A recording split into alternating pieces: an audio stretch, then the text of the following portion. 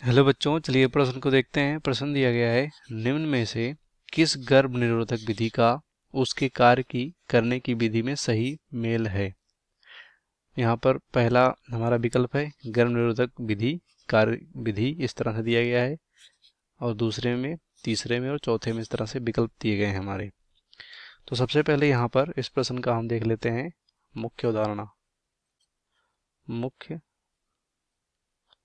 अवधारणा, और मुख्य अवधारणा में यहाँ पर देखेंगे गर्भ निरोधक विधियां और उसके कार्य। गर्भ निरोधक विधियां और उसके कार्य, या सिंपल गर्भ निरोधक विधियों के बारे में जानेंगे। तो ऐसी विधि यहाँ पर बोल सकते हैं, गर्भ निरोधक विधि ऐसी विधि होती है जिसमें क्या होता है कि गर्भ यहाँ पर नहीं होने देते हैं इस विधि की सहायता से, तो इसे बोलते हैं गर्भ निरोधक विधि। अब यहाँ पर एक एक करके देख लेते हैं हम। बात करें यहाँ पर बोला गया है कौन सा सही है। सबसे पहले बात करें यहाँ पर ए जो विकल्प दिया गया है, इसमें क्या बोला गया है, ट्यूबकटोमी, जिसे यहाँ पर क्या बोलते हैं, मादा नसबंदी या नसबंदी बोलते हैं इसे।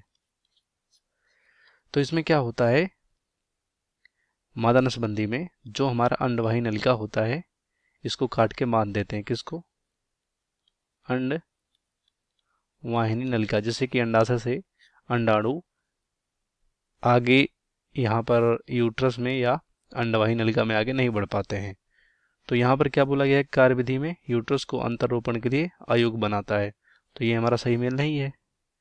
बी देख लेते हैं। बी, मुंह से गोली लेना, जिसे जिसे हम क्या बोलते हैं, पिल्स। और इनमें अधिकतर कौन से हार्मोन होते हैं जो पिल्स होते हैं, प्रोजेस्टेरॉन हार्मोन। तो जो यहाँ पर पिल्स होते हैं उसमें जो हार्मोन होते हैं अधिकतर प्रोजेस्टेरॉन और एस्ट्रोजन के कॉम्बिनेशन होते हैं। प्रोजेस्टेरॉन और एस्ट्रोजन के कॉम्बिनेशन होते हैं, मतलब अगर सिंपल माने प्रोजेस्टेरॉन हार्मोन है एक यहाँ पर इस तरह से, तो ये क्या करेगा, ये यहाँ पर सिंपल अंडोत्सर्ग यानी अंडाशय से अंडे को नहीं निकलने देगा, और अगर अंडा अंडाशय से निकल गया है तो यहाँ पर अंतरोपण को रोकेगा।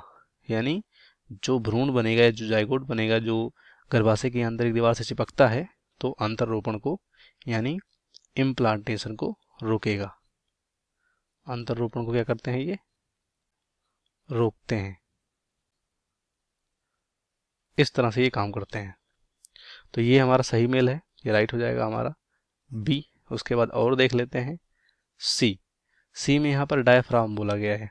डायाफ्राम, तो डायाफ्राम भी यहाँ पर एक गर्भ निरोधक विधि है, जिसमें क्या होता है, यहाँ पर कह रहे हैं कि स्पर्मिसाइडल और यूट्रस के अंदर फाइगोसाइटिक को बढ़ावा देता है ये।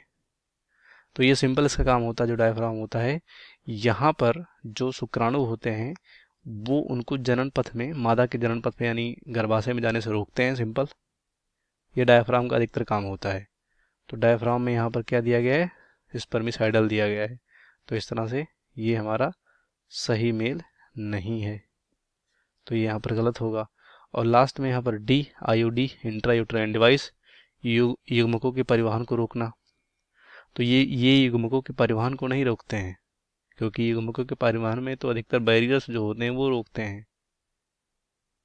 तो यहाँ पर जैसे निषेचन वगैरह हो गया, या सिंपल बोल सकते हैं यहाँ पर जो शुक्राणु होते हैं उनको अंडाणु से मिलने नहीं देते हैं आईयूडी में।